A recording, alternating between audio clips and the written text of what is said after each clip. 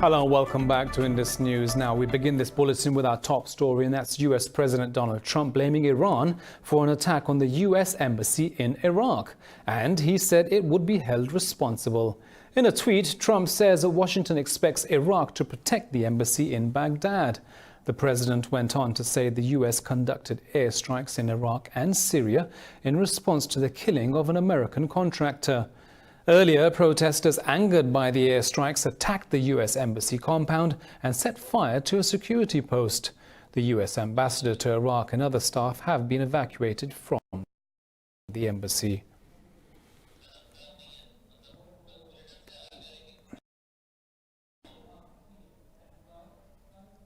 China's Foreign Minister Wang Yi denounced international bullying in a meeting with his Iranian counterpart Javad Zarif in Beijing. Wang said China will continue its efforts to save the 2015 nuclear deal with Iran. During the meeting, Wang reaffirmed the strength of bilateral ties with Tehran and a mutual stand against unilateralism. Zarif said China and Iran will stand up for their national interests and uphold multilateralism. China was a signatory to the 2015 nuclear deal with Iran and has strongly criticized the US for abandoning it. Zarif's visit follows a trip to Russia and the first ever drills among the navies of the three countries in the Indian Ocean.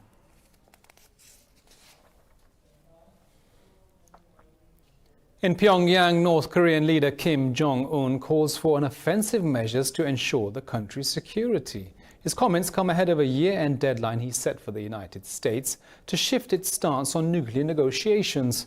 Talks on denuclearizing the Korean peninsula have been stalled since they broke down in Hanoi at the beginning of this year. Pyongyang has demanded the easing of sanctions imposed over its nuclear and ballistic missile programs, while Washington insists it takes more tangible steps towards giving them up.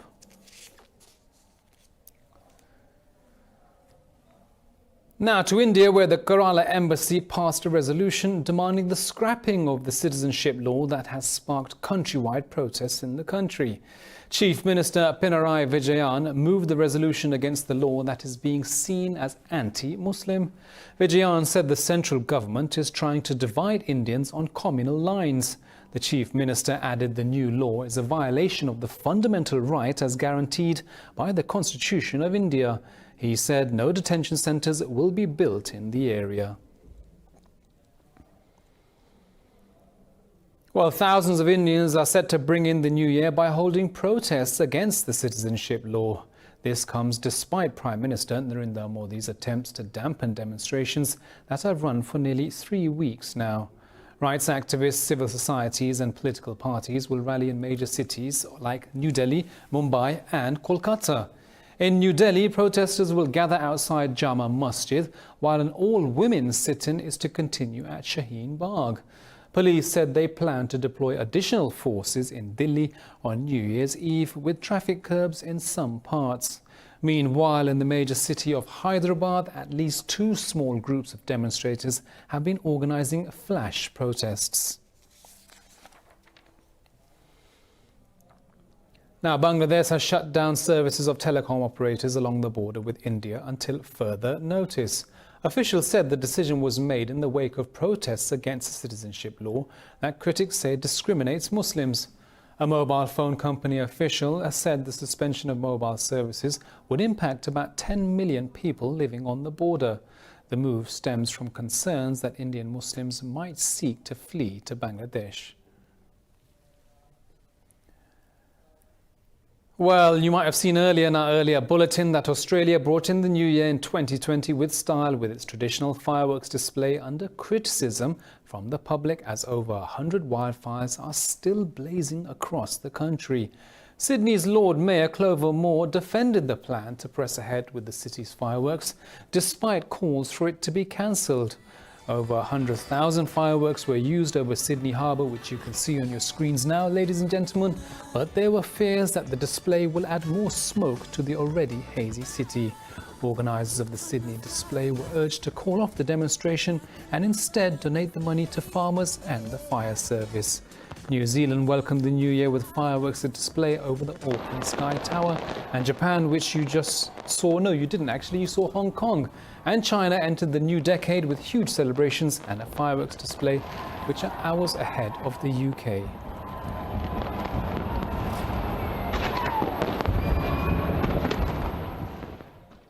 In Hong Kong, pro-democracy protesters formed giant human change and marched through shopping malls on New Year's Eve, forcing authorities to cancel midnight fireworks for the first time in 10 years.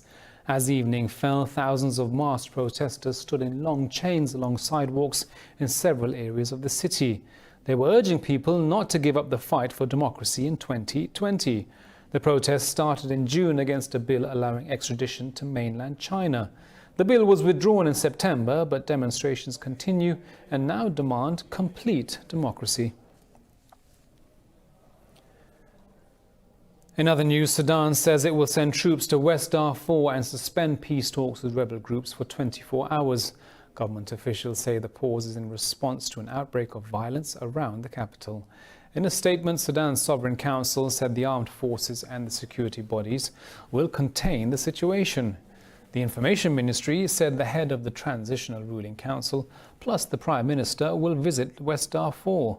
It said aircraft will be evacuating the wounding, and Khartoum, the violence flared in the regional capital, Al-Fashir, after a Rapid Support Forces soldier was stabbed to death with 2 of his relatives. In Somalia, Al-Qaeda-backed Al-Shabaab terrorist group has claimed responsibility for Saturday's car bombing in Mogadishu that killed at least 80 people. But the country's National Security Agency says the attack was planned by a foreign country. An Al-Shabaab spokesperson says they targeted a convoy of Turkish mercenaries and a militia who were escorting them. Meanwhile, the agency said it will use foreign assistance to probe the assault. The bombing was the deadliest in over 2 years in the country, wrecked by 3 decades of violence and civil war.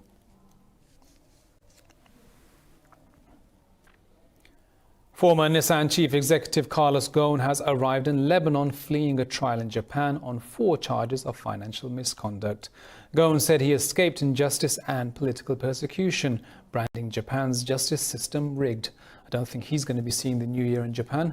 Anyway, the auto tycoon denies all charges against him and accuses Nissan executives of backstabbing him. Ghosn said Japan's legal system is discriminatory and denies basic human rights. The circumstances of his escape remain unclear. His bail conditions prevented him from leaving the country since his arrest in November 2018. Ghosn's lawyer said he was dumbfounded at the news of his client's sudden exit from Japan. In the Philippines, the death toll from Typhoon Typhon has risen to 50, while 5 people remain missing. The storm left the country on Saturday after battering central Visayas, with officials continuing to assess the damage. Emergency services say the typhoon has affected more than 2 million people, with 80,000 still in temporary shelters. They said 143 people were injured and over 378,000 homes damaged. The government estimates the damage to agriculture and infrastructure to be worth over $21 million. It was the year's 21st typhoon to hit the Southeast Asian country, with winds gusting at 150 kilometers per hour.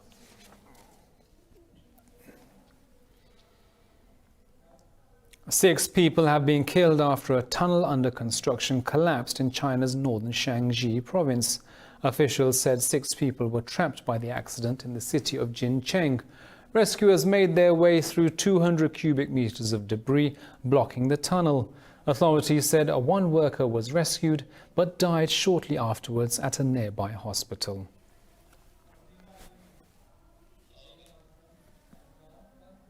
Well, we've got more news coming up right after this short break, so do stay with us.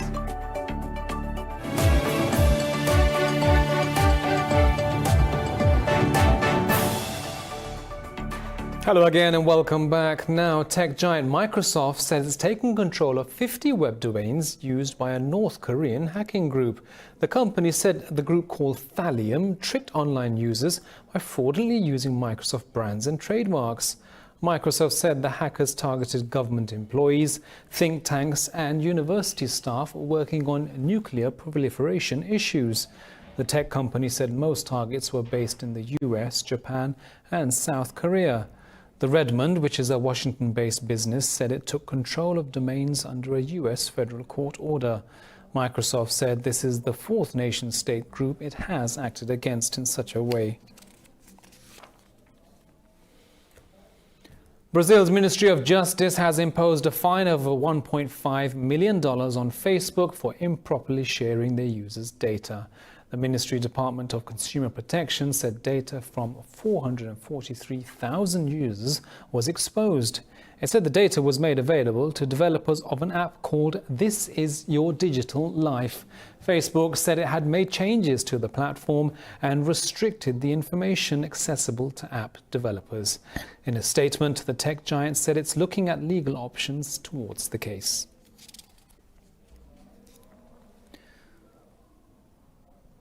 Well, 2019 was a consequential year in several areas, and many events took place that could shape the world in the coming decade. They included the rise of Islamophobia, terrorism, government oustings and angry protests in India as the escalation in Kashmir and in the country as a whole took over. Indus News takes a look back at 2019 in this review.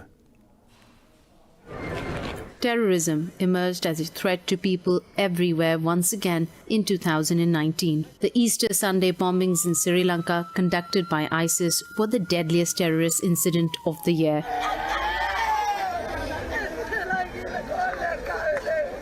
"259 people were killed and over 500 injured in separate bomb blasts in 3 churches and 3 hotels. In New Zealand, the Christchurch terror attack revealed the dangers of unbridled Islamophobia. 51 people were shot dead at the Al-Noor Mosque and Linwood Islamic Centre by a white supremacist Australian national. The heinous attack was live-streamed on Facebook. In occupied Kashmir, India illegally revoked the valley's special status as a disputed territory on 5th of August.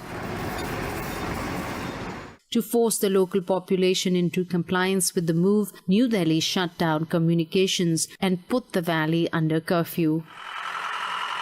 The lockdown has been in effect since 5th August and thousands of Kashmiris have been arrested. People across the world also rose up against government corruption and oppression. There were violent protests in Hong Kong against a now revoked extradition bill that remain ongoing today. Similar protests were also held in Sudan, Lebanon, Bolivia, and Iraq. In Lebanon and Sudan, the protesters successfully ousted their heads of state.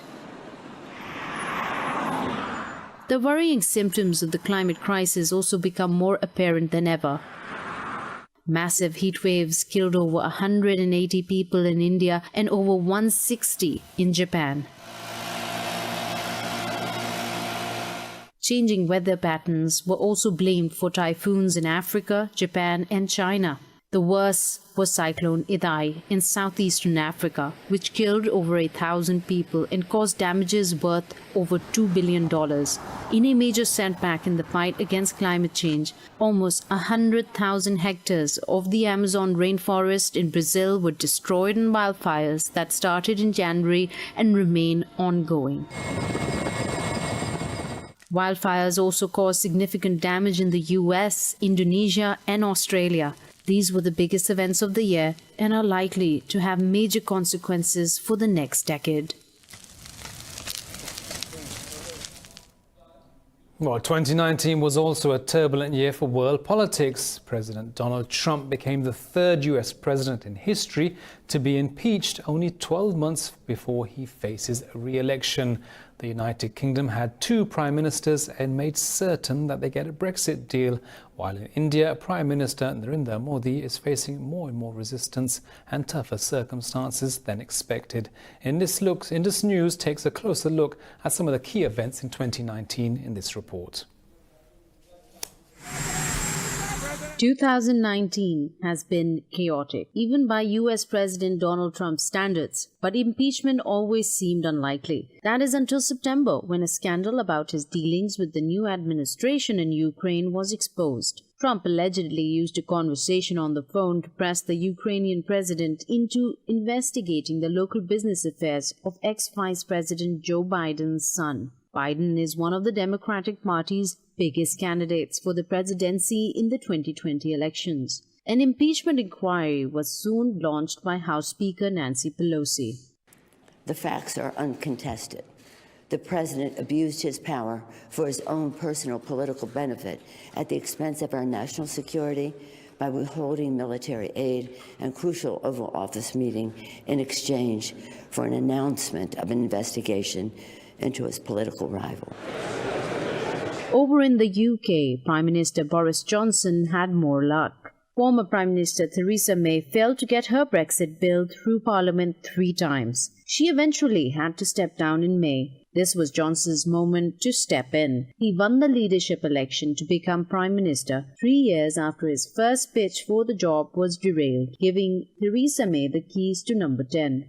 And that we come together as a new Parliament to break the deadlock and finally to get Brexit done. Now is the moment, as we leave the European Union, to reunite our country and allow the warmth and natural affection that we all share for our European neighbours to find renewed expression in one great new national project of building a deep, special and democratically accountable partnership with those nations we are proud to call our closest friends. Another leader had a more mixed year. Narendra Modi won an unprecedented landslide victory in India's general election. Even Congress's Rahul Gandhi was swept out of his family-held seat in Amethi. But Modi hasn't had it all his own way. First, revoking Kashmir's autonomy and all but introducing martial law has only made the state angrier and harder to hold down. Then amending all citizenship laws to target Muslims by removing their nationality and offering Indian citizenship to non-Muslims in neighboring states has brought tens of thousands of protesters onto the streets. They met often brutal police violence with determination. With volatility the main theme of global politics for the last 5 years, 2019 was never going to be easy. 2020 is unlikely to be any different. Well, staying with our yearly review shows here on New Year's Eve at Indus News, 2019 also saw the deaths of some of the world's most prominent personalities. These included former heads of state, renowned actors and a notorious terrorist leader. More in this report.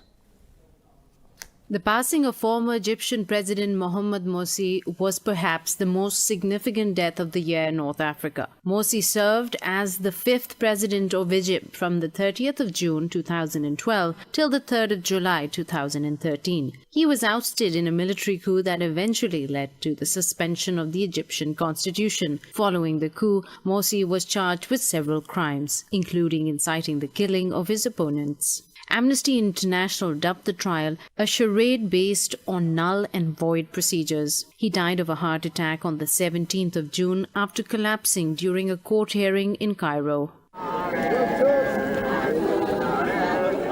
2019 also saw the death of Robert Mugabe, who served as Prime Minister of Zimbabwe from 1980 to 1987 and then as President until 2017. Mugabe was regarded as a revolutionary hero at the time of his election in 1980, but this image was tarnished by his refusal to give up power, allegations of corruption, and the destruction of Zimbabwe's economy. Mugabe was put under house arrest by the Zimbabwean military in 2017 before being impeached. He died on the 6th of September in Singapore after a prolonged illness. Former French Prime Minister Jacques Chirac died on the 26th of September. He is remembered for his opposition to the US's invasion of Iraq in 2003 and reducing the length of a presidential term in France from 7 to 5 years. In 2011, Chirac was found guilty of diverting public funds and given a 2-year suspended prison sentence. Chirac's funeral was held on the 30th of September and was attended by several notable world leaders, including Vladimir Putin, Hamid Karzai, and Tony Blair. 2019 also saw the death of notorious ISIS leader Abu Bakr al-Baghdadi. He was killed in a U.S. operation, officially codenamed Kayla Muller, in the Syrian province of Idlib. Pakistan also lost one of its most notable cricket legends this year, Abdul Qadir. He died of a cardiac arrest on the 7th of September. Well, they all rest in peace. Now, we'll be back after this short break with the world of news, of business and sports. So do stay with us.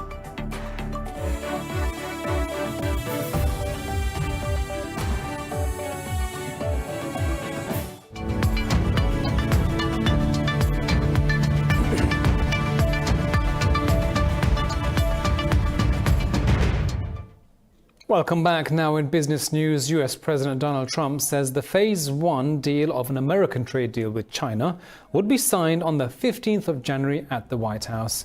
In a tweet, the president said he would sign the deal with high-level representatives of China.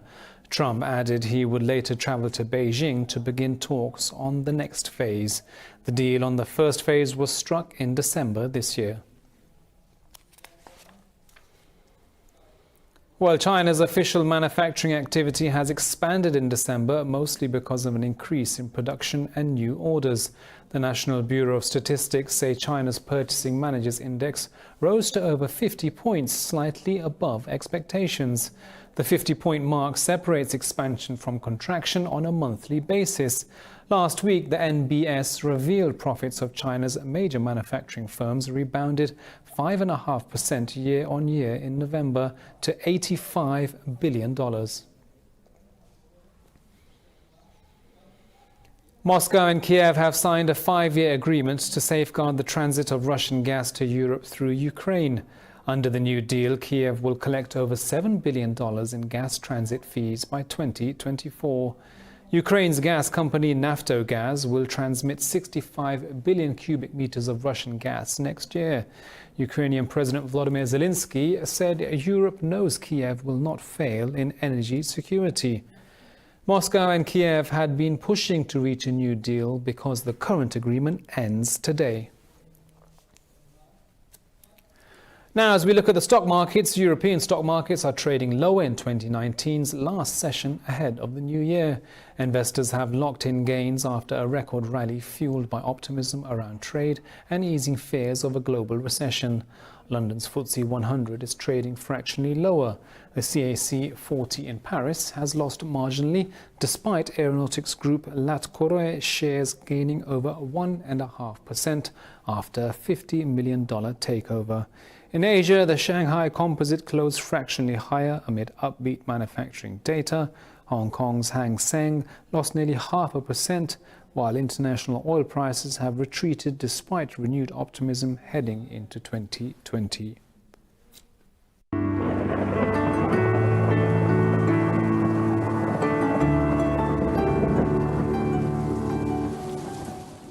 Well, it's a chilly 5 degrees here in Lahore, but let's take a look at the weather around the world.